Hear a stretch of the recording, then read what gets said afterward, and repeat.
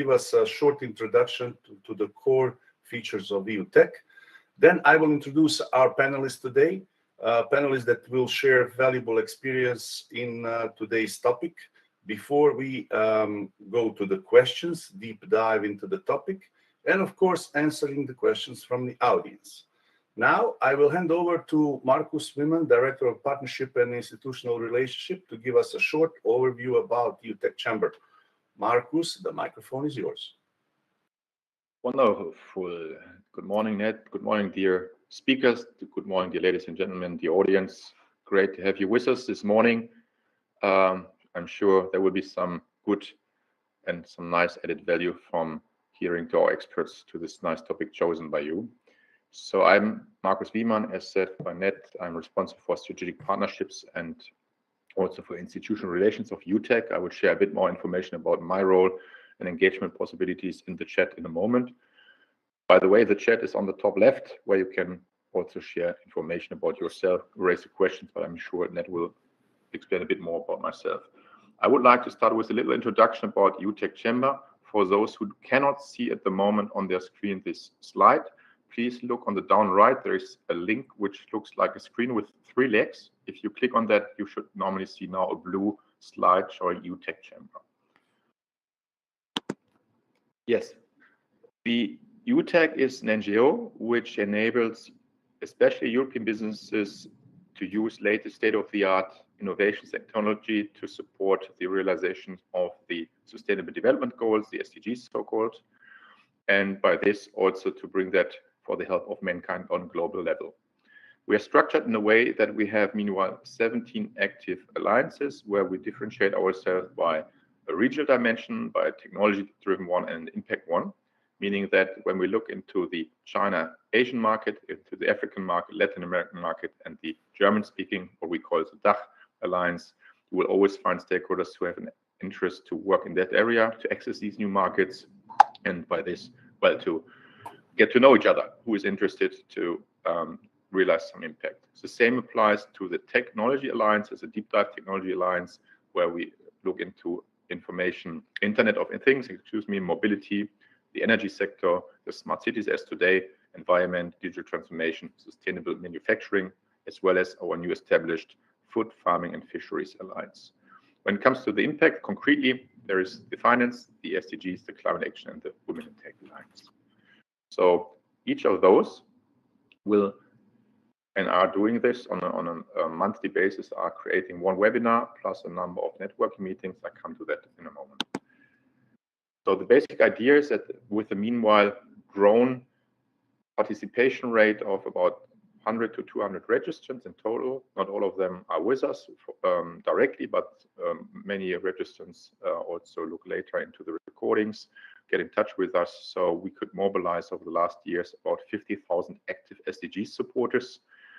As such, this means that if every alliance organizes one webinar per month, that we have about 200 per year, which means we mobilize a sharing insight with about nearly 700 speakers.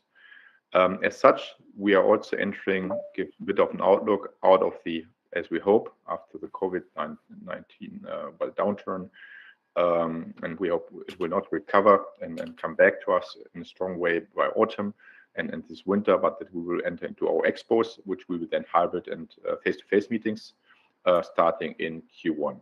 Also in that regard, it will be good for those who have an interest to join and to have some leading role in such big events. Please reach out to me, sharing more information in the chat in a moment. Yes, as such, I think with the established network, the one important thing is that we give access to the speakers and panelists, so to topics, to areas of knowledge which are not that well known so far.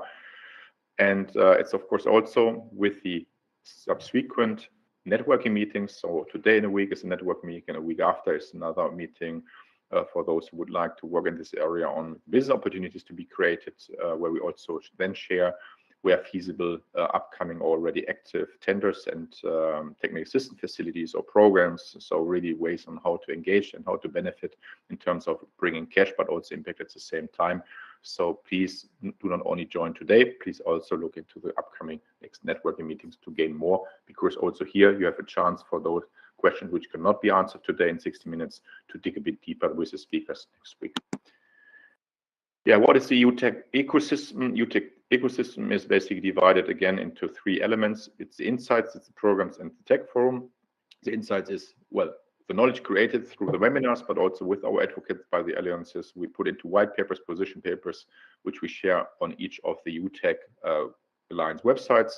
We have, of course, our newsletters, as said, out to the EU tenders, but the most important, let's say, flagship magazine is then our Visions for Europe, where everybody is more than welcome to share his knowledge. There's a little jury to look into, is it what it fits to an unlimited audience worldwide, or will it even go into our print version, which goes out to 10,000 industry and public sector leaders every 3 months.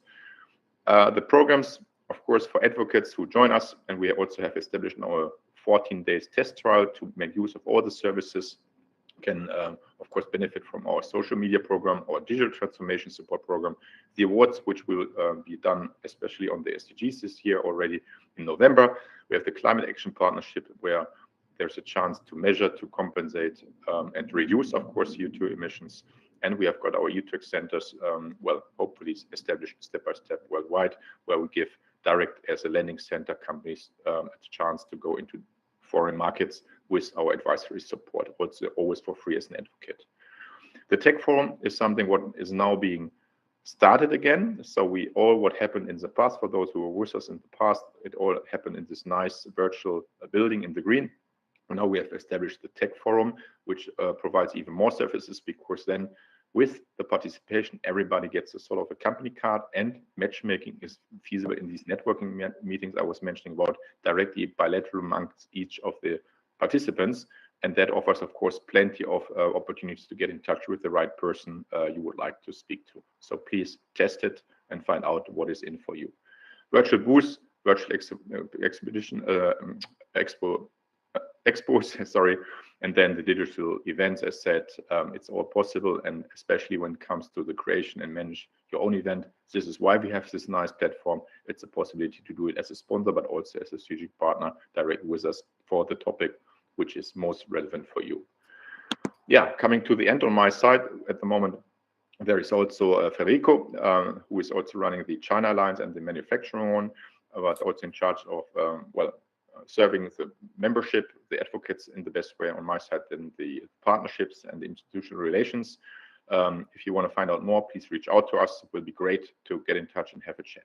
Thanks so much for listening to the little update on the EUTEC. With this, I would like to pass my word back to Ned and wish you a super nice and interesting webinar today. Ned, back to you. Thank you, Marcus. Thank you so much for a great EUTEC Chamber presentation. Good morning, ladies and gentlemen.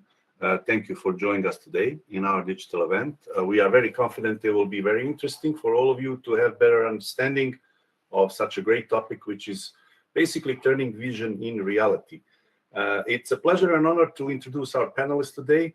Gregory Engelbrecht is founder and CEO of Engelbrecht Global Consulting, based in Netherlands, partner and head of global sales at Radiolab International in Austria and Liechtenstein, and the board member of EUTEC Smart City Alliance section. Gregory Engelbrecht is a strategic advisor and consultant in international business development, partnership and collaboration, and international project management professional with particular focus Europe, USA, and Latin America.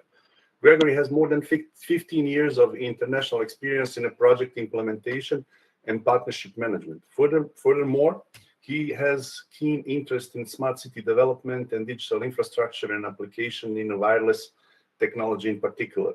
With degrees in mechanical engineering, engineering management, and quality management, Gregory brings a broad perspective into smart city development and the future of wireless infrastructure technology and application. As a board member of Smart City Alliance section with the EUTEC, entrepreneur and investor, Gregory contributes to the building international bridges for collaborations and laying the foundation for innovation, sustainability, and digital economy throughout the future-oriented digital infrastructure and technology. Our second panelist today is coming from Bosnia and Herzegovina, Banja Luka, Nikola Maksimchuk. He's a sales director at Telemax Banja Luka, with many years of experience in sales and project management. After completing his undergraduate study in Vienna, he returned to the family company to acquire knowledge and skills in the business of Telemax. Since the beginning of engagement in the company, he has been committed to creating new jobs and projects.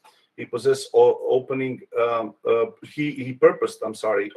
a new department in the company, sales and installation of smart LED lightings.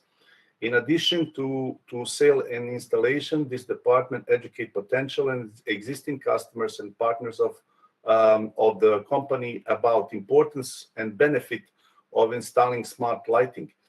In the last 2 years, he has shifted focus on creating and improving company new division, which is a company new brand, CityGecko. He invested lots of effort and work to strengthen brand itself, which goes from strengthening the people who are part of it. Most of the time, he's involved in development of CityGecko, and it's present to European and world market. And our third panelist today is coming from Scandinavia.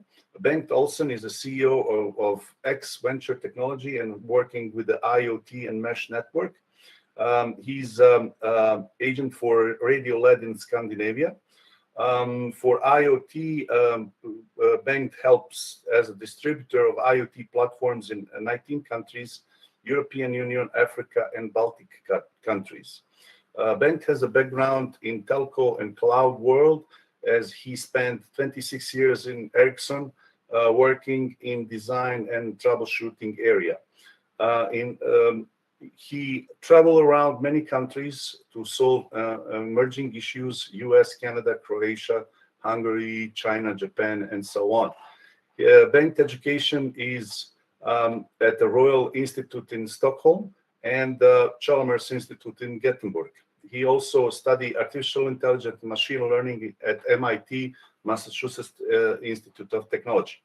So this is our great panelists today. I would like to remind all attendees that you are able to submit your questions to the chat function, which is above our names. And you can type your question anytime. We will try to answer it either on the end or during the webinar. Now, I want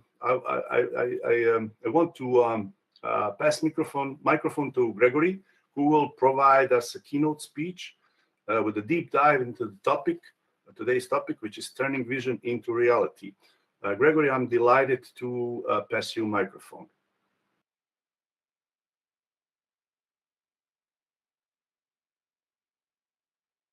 Gregory, can you hear me? Yes, thank you very much, Ned. Can you hear me? Hello, Ned, can you hear me?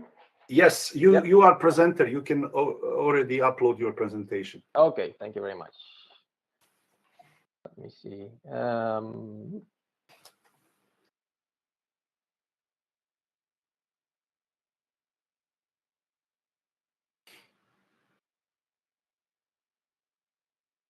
I hope it's visible. Yeah, we can see it. Thank you. Okay. All right. Good morning, everyone. And first of all, thank you very much, Ned, for this invitation today for this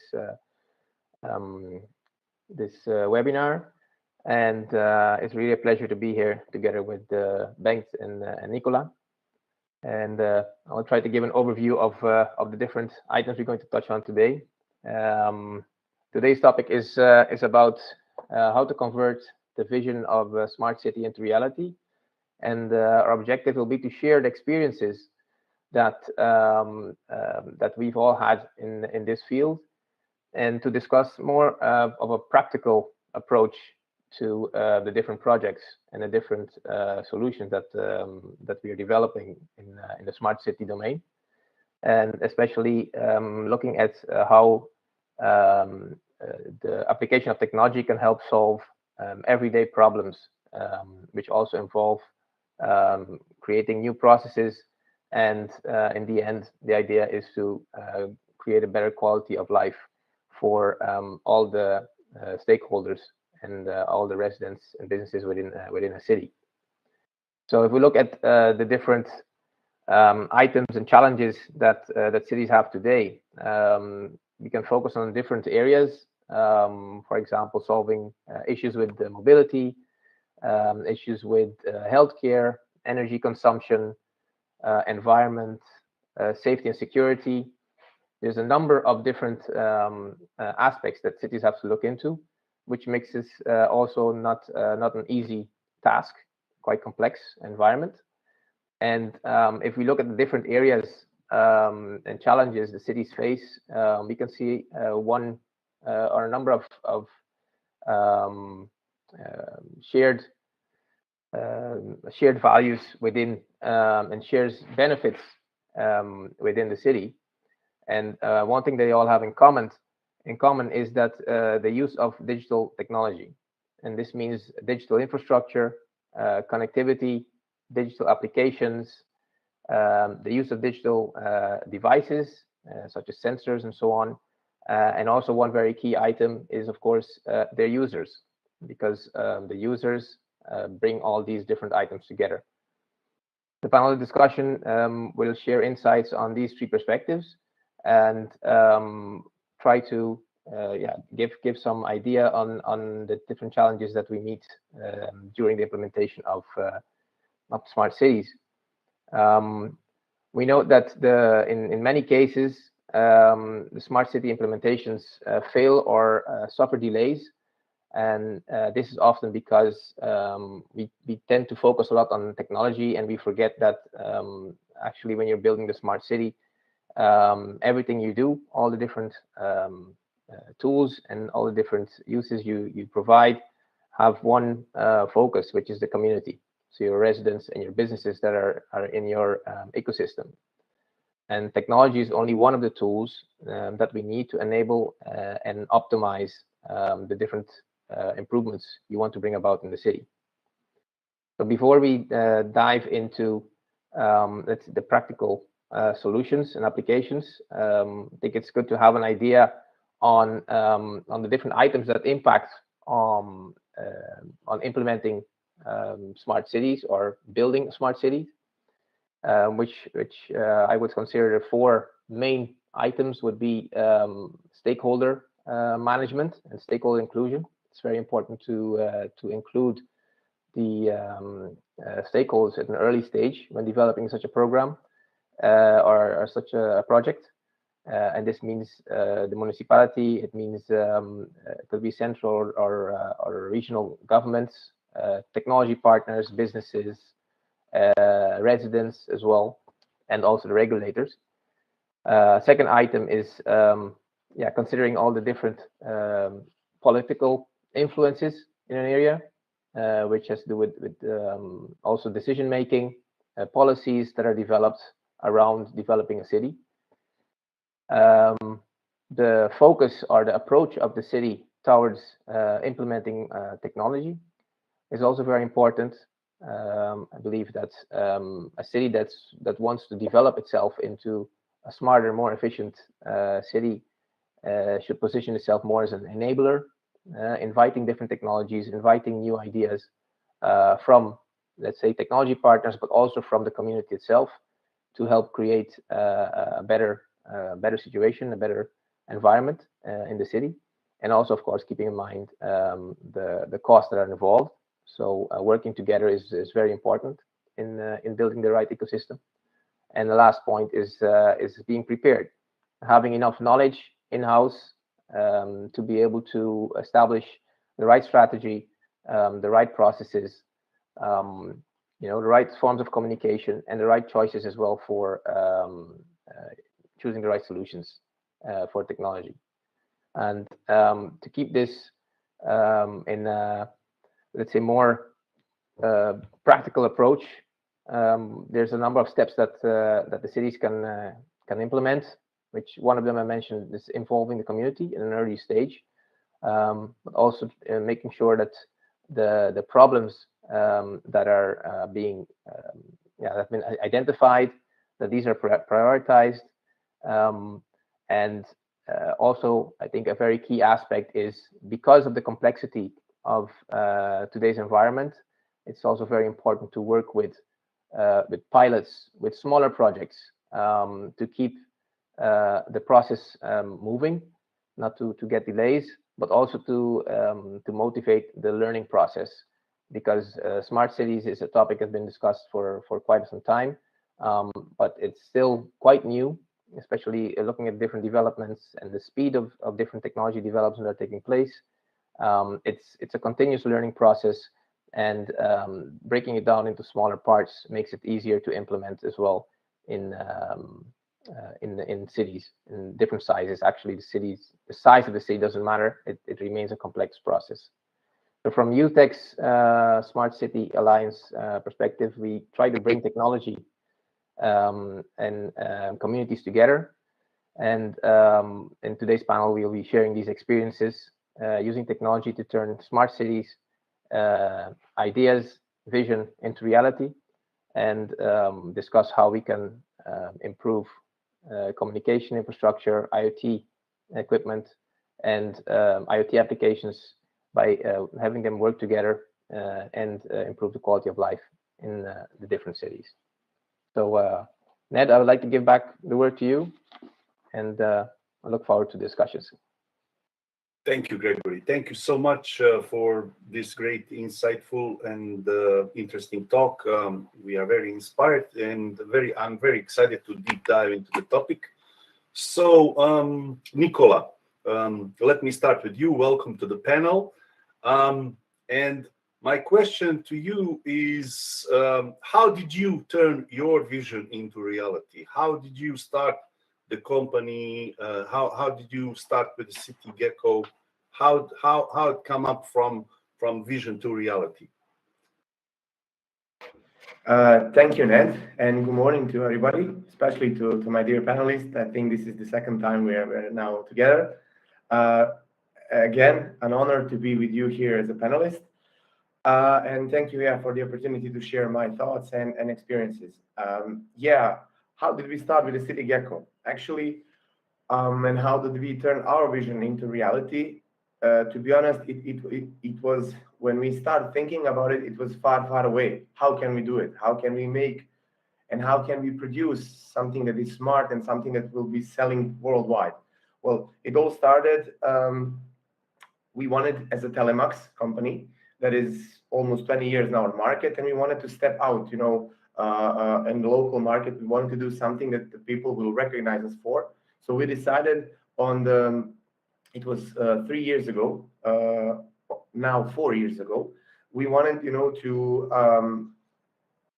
buy a solar tree and to give it to the city for the citizens. It was something that will actually tell the story about who we are, the project that we are doing, what we are looking for, what we are caring about, and our values. So actually, that is what we did. We installed and implemented and presented a solar tree to our city, for the citizens. And after that, we wanted to have a huge impact, but the impact it was bigger than we thought. So a lot of companies, a lot of municipalities, a lot of mayors actually called us and said, wow, this is great. We want to have something like this. How can we participate? How can we contribute, etc.? So we then starting, to research this market about smart furniture, about smart cities, about digitalizations, about free Wi-Fi charges, etc. And then we realized that there is a huge, huge, huge potential in our market, Boston market, which is very, very small, which is almost, I would say, you can sometimes neglect Boston market comparing to the European one. But then we start research further, and then we realize the European market and the worldwide market for these smart city solutions, smart city hardware, that it is now trending, and there is a huge, huge potential. So we said, okay, this is something we can do. This is something we can make it happen. And then we decided that we want to produce something like that. So we come up with the benches. We said, okay, benches are much more affordable, and people use more benches than to sit on the solar tree. And how we turn it into reality? We had a couple of failures. We had a couple of products that was completely unaffordable, and that was completely, I would say, a fail, until we came up to the right product, until we came up to something that actually people would need, would buy, and would use. So the way from the idea and from the vision up to the reality is long, hard, but you need to be, and you need to keep on persisting and pursuing that dream, and it will come true eventually. Thank you, Nicola. Thank you so much. Now, Bengt, welcome to the panel. It's nice to have you here. I know you have quite experience in tourism. So my question to you is how we can turn a vision into reality for smart city concept when it comes to tourism in the big cities. Thank you, Ned. Good morning, everybody. For smart city concept, we come to the tourism area is that many cities in Italy, example, want to have the people to go around in sensitive area and to track it down the street and also the wall building, who is very sensitive. And for that purpose, we can use IoT solution to guiding the people in the right direction. The best solution to have in this concept is to use mesh network together with the IoT. Then you can inform the people on the internet, who's and municipality or city can offer these services free for tourists, and together with the IoT and mesh network, the government and the cities council can see where the people going, where is the stream, where the people go in the supermarket or in retail businesses. There is very useful, and the same is sensitive cities, example Venedig, where people going everywhere, and the government try to save the city. That's a very useful when and then we can use that for the mesh network together with IoT. They can take IoT data from the platform into the mesh network, and then we all the data can be engaged on the platform, and inform people where they should not going, and inform people how they where is the most frequently used places to visit. This is one thing is needed, because many cities in Europe now, especially in Italy and Spain, and also in Germany, have high pressure of the tourism industry, because after COVID, many people is traveling around the world, and this is one of the solutions to use IoT together with mesh network. Thank you. Thank you so much. Thank you, Gregory. You mentioned a number of items that have impact of turning vision into reality. How would you prioritize, give them prioritization of these items? Yes, thanks, Ned. I think, all the different, I mentioned 4 areas that should be taken into account. I believe all of them are important. But once you start moving in this direction, I believe the one of the key elements is one, to get enough knowledge in-house, so that especially for a city or a municipality, to get enough understanding about the different technologies that are available, because as I mentioned, digital technology is one of the main let's say tools that you will use in building the smart city or smart city environment. And the second one is also involving the stakeholders at an early stage, to make sure as a municipality you are actually focusing on the items and the challenges that your residents or your stakeholders are also seeing or feeling, that could need improvement. And once you have these 2 things, you will be able to identify your priority problems or challenges, and create solutions that are would be beneficial for specific problems, but also for that can serve, let's say, all the different or support all the different focus points in which you want to focus. And if you look at, for example, the infrastructure, we were talking about infrastructure, about IoT, about the use of certain devices to help the cities monitor or better serve their residents. I think the infrastructure part is really a foundation because it connects all these things together, and also provides the foundation for you to serve all the different areas or focus points you have. Thank you so much, Nicola. You mentioned you're turning your vision to reality, but down on the line, what projects attracted to you? What projects were interesting to you, and what are you bringing to them, basically? Yeah, thank you, Ned.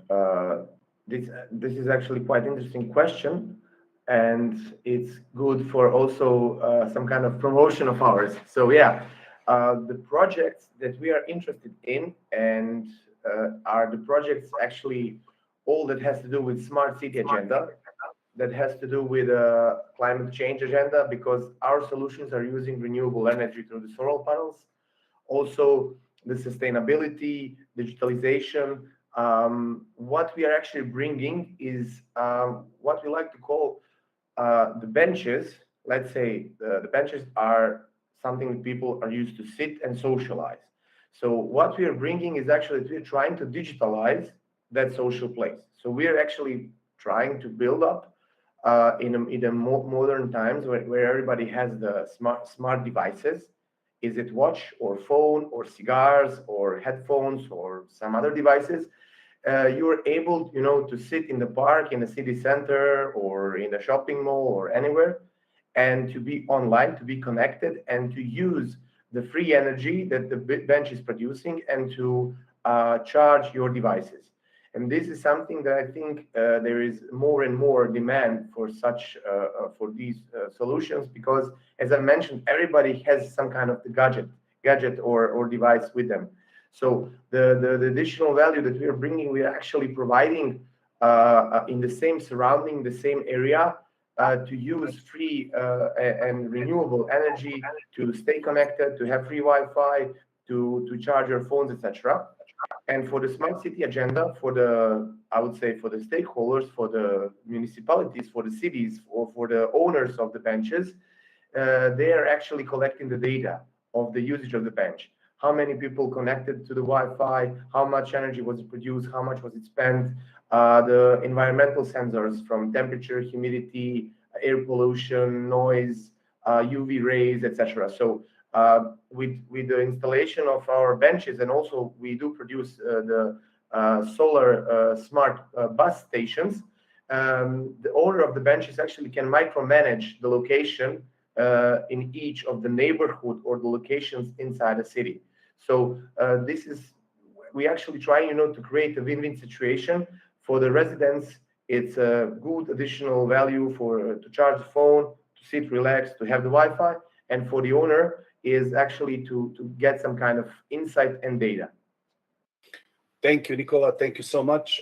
Ben, again, question for you. As we know, many cities in the world, regardless of the size, they struggle with the garbage, and garbage is a big problem. So what is your experience? And their vision is basically, the city visions is to handle this garbage and waste in a smart city concept. So what is your experience about this topic? How these city owners and stakeholders, how they can handle this and how they can turn this vision into reality? Thank you, Ned. Yeah, for garbage in city, it's a concept that you can use IoT devices on the containers. And if you have thousands of places of of garbages, the public people can put the garbage in. We can put the IoT devices and the measure monitoring how full is a container and also where to locate the container located. When it comes to the 50% of the container, this is similar to the people who are working in the city to they get alarming when they reach a level of the container, and then where it's located is the city center. They have to come to frequently to empty, and these workers, city center workers, have an application on my mobile, and they get all the signals or alarming from application where they can put it out to where is the most frequently people located. As also in the park, example, they are very in the weekend. There are many people have a picnic in the park, and also a lot of garbage is located in container. And if you put up a lot of containers with IoT devices, who's located at, we can have a good solution. And also it's very good for the city center, and also they save a lot of money and waste, and also the park and public places look cleaner. And this is very successful in the big cities. Thank you. Thank you, Ben. Thank you so much. Gregory, turning vision into reality means going on a journey. And what do you think, what's the first or key realization to start smart city journey from vision to reality? Thanks, Bengt. I think I mentioned earlier, for me, especially as my field more, I look more into the infrastructure side, and the developments you see ongoing are tied into infrastructure. So having the right digital infrastructure for a city is key to develop all different types of smart applications. And I think some of the examples that Bengt and Nicola mentioned are great examples that a lot of cities focus on installing fiber, for example, which is of course very important to connect cities and to have a robust connectivity.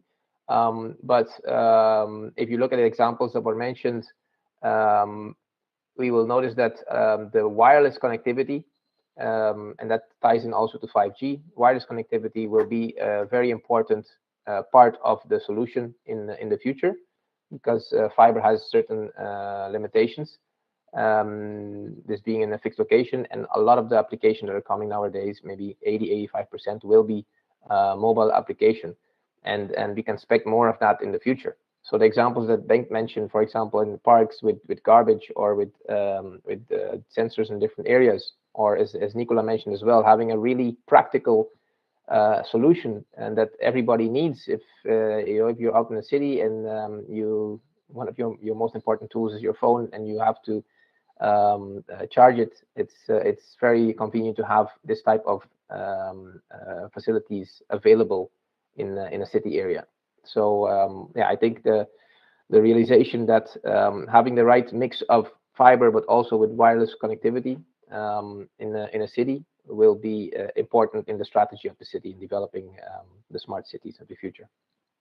Thank you so much, Nicola. I'm personally always inspired with people starting new things and starting new avenues of the businesses. So how was it in the beginning? I mean, I assume it was very hard. Well, yeah, hard, but I would say long, because we're always trying to fight the time. We're always trying, to get to the market as soon as possible, because you're always afraid somebody else is doing the same business and they will be faster than you. So Yeah, it was long. As I mentioned, we said, okay, we are going into the business. We are starting producing something because company Telemax is not the producer. We only the engineering service provider. So we never produced anything before. And we said, okay, this is what we wanted to do. Let's give it a try. So first two models that we built up was really 500 kilos of pure metal with the possibility of 4 USB chargers.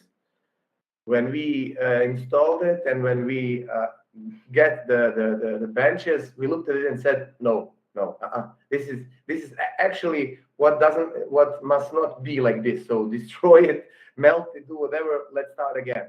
So then we all sat together and then we researched a little bit what is on the market, what's going on, where are the other companies that are doing the same thing, what they achieved and what they're offering, etc. So we said, okay, this is something that we need to look like, but we must not be the same. We need to offer something differently. We need to, have another ace in our sleeve. So actually, this is what we actually achieved with our benches, with the shape of our benches and the modularity that we achieved. And yeah, so we produced first one, then we produced second one, then fifth one, then we, every other production was better and better, and then we improved the weight because of the transport, then we improved of how you install it, then we improved how you can easily maintain, etc., etc. So the beginning was full of learning and unknown stuff, and you don't know actually. You are not realized what you don't know until you start doing something.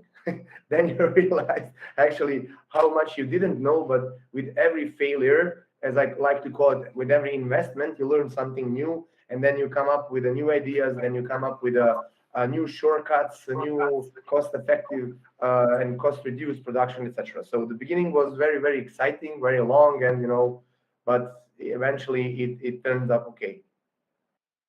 Thank you so much. Bengt, I know you are expert in mesh network. Maybe for those of people that they don't really familiar with the mesh network, maybe just tell us what it is and how this could be helpful with the smart city concept together with IoT, and how we can use this technology to turn vision into reality.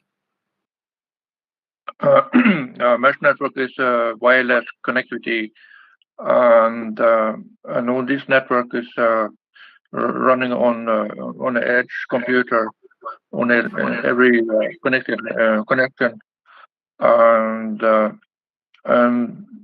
you install up to 10,000 devices on this mesh network, and you can cover about population of 10,000 people in the city, and is for compared with IoT and internet, you have a big range of we can cover. For example, you have a distance of 10 kilometer radius in the city, and together with a platform, IT platform, you can collect a lot of information, and you can run both IoT platform and also MeshNet data platform into statistic, and you can see example where the statistics have to be. For example, if you want to collect something in the city center, for example, electricity or for the airport or governance in the city, like garbage I mentioned before.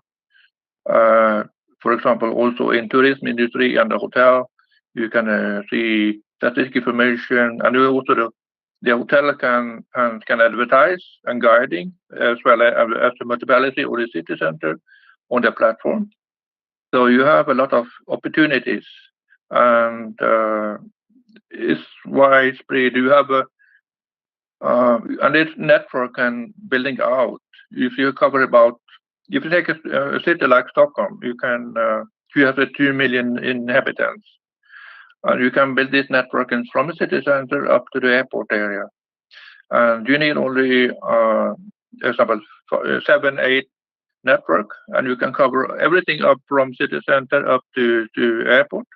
And every people who log into the network, who have internet connection, and all information on the platform, and also company can advertising on the platform, and also the government and also municipalities in different area in the city center, and it's fast, and you can use from 2G up to 5G. You can use up to 12 different kind of connection, except up to 5G. You can use also LoRaWAN, Sigfox, Wi-Fi. So it's huge opportunities.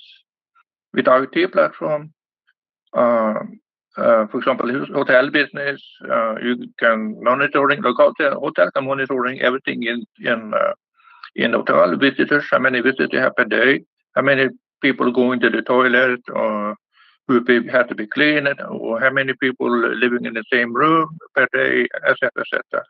There's a lot of statistical information you can collect with the mesh network together with IoT. It's a huge, powerful equipment. Thank you. Thank you, Ben. Thank you so much. Greg, how can the process of turning vision into reality, how we can speed it up? Of course, everybody wants quick and very visible results. So how we can do this? Yeah. Yes. I believe, as we discussed earlier, building everything you want in a smart city, or trying to improve everything at once, is a huge, very complex task. There's a lot of issues, a lot of problems that can be solved. And if you want to accelerate solutions and also accelerate the learning process, because it is a learning process, then in my perspective, the best way is to work with smaller projects. So let's call them pilots. By implementing different pilots in different areas, for example, in a city, using perhaps different technologies, the city can, test their ideas on what they expect from certain technologies or solutions they want to implement, get feedback as well from the stakeholders, and also compare different technologies. So I think that's one of the fastest ways and most efficient ways to implement new solutions and build your smart city. And also, in a way, it's also a way of saving costs, because you can make one decision and take a very complex solution, of which you have no comparison, but you made a choice and then you have to live with it. Or you can do different pilots. You can compare different solutions, and then in the end, you then make your choice of the maybe more significant investment. And on the other hand, you also invite more vendors, more partners to engage with the city and also offer their solutions. I like the comments that were made earlier in terms of using, you build something, that from every failure you will learn something new. So that's important to implement and to motivate, let's say, the innovative part of building a smart city. And also, if you look at the different types of solutions that are available, if you can manage to find the right infrastructure, Bengt was speaking earlier about the mesh networks. There's different technologies available. Important is that you find the technology or combination of technologies that can enable a wide variety of solutions. Because if you as a city have the option to incorporate or integrate different solutions, whether it's different technology uses like frequencies, I mentioned 3G, 5G, LoRa, different types of technologies you want to connect, or you need the flexibility to be able to connect them wirelessly, because you have sensors everywhere and you cannot build fiber to every little point. Then you have, I think, you're working in the right direction for a solution for your city. So building it and breaking up into small projects, I think it's a key element to accelerate the building of your smart city. Thank you, Gregory. Nicola, again on turning your vision into reality, it's really interesting. How did you explore the market? I mean, coming from the small country like Bosnia Herzegovina, there's probably lots of competitors, not just in the region, but also, of course, in European Union and world. How did you manage to stand out? Yeah, we Googled it. What else to do? Yeah, we researched it. We looked everywhere. We knew about some companies from the Balkans that are doing and leading very successfully their business for years. So we kind of tried to see what they are doing, how they are doing, and what's their main advantage. And also then we discovered, as you mentioned, other companies from European Union, from the worldwide, from everywhere, even from China. And then, we collect all these data and said, okay, what they do have in common. This is something that we need to have, because you cannot introduce something that is already existing and be underneath their level of equipment, what they're offering, etc. So we said, okay, this is our starting point, but actually all they have. Of course, this is one of the trickiest and one of the most secret ingredients is how to make all this and still having a competitive price. This is something I think each of us has its own unique strategy of how to achieve that. But as I mentioned earlier, we said, okay, what is all in common to all of us is smart bench, completely sustainable, using the solar panels, having the chargers, having the Wi-Fi, having the sensors, having the app and everything else. We said, okay, but we need something more. We need something, additional. So yeah, we come up with a unique design of the benches and with this thing called modularity, meaning that we have different benches, different usage of the bench, different role of the benches that all can be interconnected and they all can use the energy from the solar ones. And this is something actually that we achieved. And when we talk with our clients, partners, and with the buyers, with investors, they love it. They love the possibility to play with it. They are not, their hands are not tied, because when you start talking with the buyers, actually with the potential clients, they have the ideas. Let's do like this. Can you make this happen? I have the idea. Let's introduce this. So we are also pretty flexible with the production, and we're trying, to fill out all the requests that we get that actually made sense. So I would say that one of the main advantages after the researching the market and the competitors and other companies is this modularity and playing with making different shapes with our benches, plus being a bit flexible in the production, to try to satisfy the client's needs. It's not easy. Sometimes it's not affordable. It's not cheap, but it's possible. What for us is the most important thing. Thank you, Nikola. Thank you so much. We are 7 minutes away, or less than 7 minutes away from the end of the webinar. So I would like to ask our panelists to give us maybe a final statement, and we'll start with the Bengt. Just 1 minute. 1 minute for all of you. What is your final statement, and what is your most prominent key message for turning vision into reality? Turning vision to reality is that to use wireless connectivity platform together with IT to utilize more application on the platform, and also collect the statistics information from in the city, where the municipality or the city center council can see what is the most important for the city center. For example, rat or pest, and also electricity and heating, temperature is, for example, in the summertime when for the tourism industry, when many people are coming, and that is the most important, that collecting data from the city center, turn it into application, and monitoring that. That is the most important. Thank you so much, Gregory. Your turn. You're muted. I think I would like to highlight two items. One, when developing the cities, look into how to optimize your infrastructure, the digital infrastructure. So it will always be a combination of fiber, wireless technology, and then also using the right IoT applications, platforms, and equipment.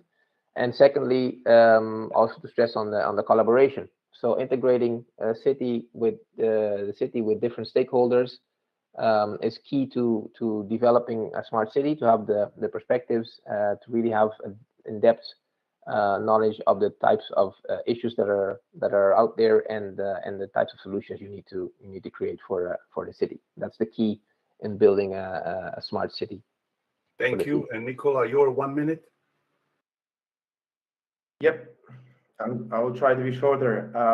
I would give the recommendations and some tips for all startuppers and for all people who want to try to make something on their own.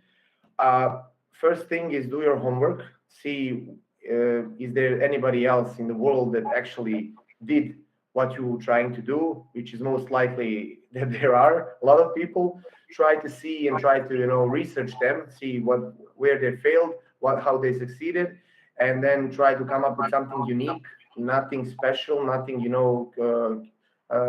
curing the cancer, but something unique that you have that you're distinguished from them. And be persistent. Be persistent. Be persistent. Don't give up, and eventually it will pay off. Thank you, Nicola. Thank you so much. Welcome. Looking at the time, this is all questions we have for today. I want to express my appreciation to you by saying thank you. Thank you, Gregory. Thank you, Bengt. Thank you, Nicola, for your participation. Second, thank you, Marcus, for a wonderful introduction to Core EU Tech. And of course, thanks to our audience who joined us today and dedicated their time with us. At this stage, I would like to take a chance to hand a little thank you over to our panelists in the name of European Technology Chamber. As you know, we have a EU Tech Climate Action Partnership, and this is our promise to Nicola, and actually confirmation, not promise, to Nicola, to Bengt, and to Gregory, that we will, in a partnership with the EU Tech Climate Action Program, that we will plant the tree in Africa for you, and basically that in the name of you, and it's going to be our together as a EU Tech Chamber and you, our contribution to Green Planet, to help with this climate warming. And with that, I would like to thanks again to all our panelists. And I think it was a great session with lots of takeouts. Thank you so much for joining us today.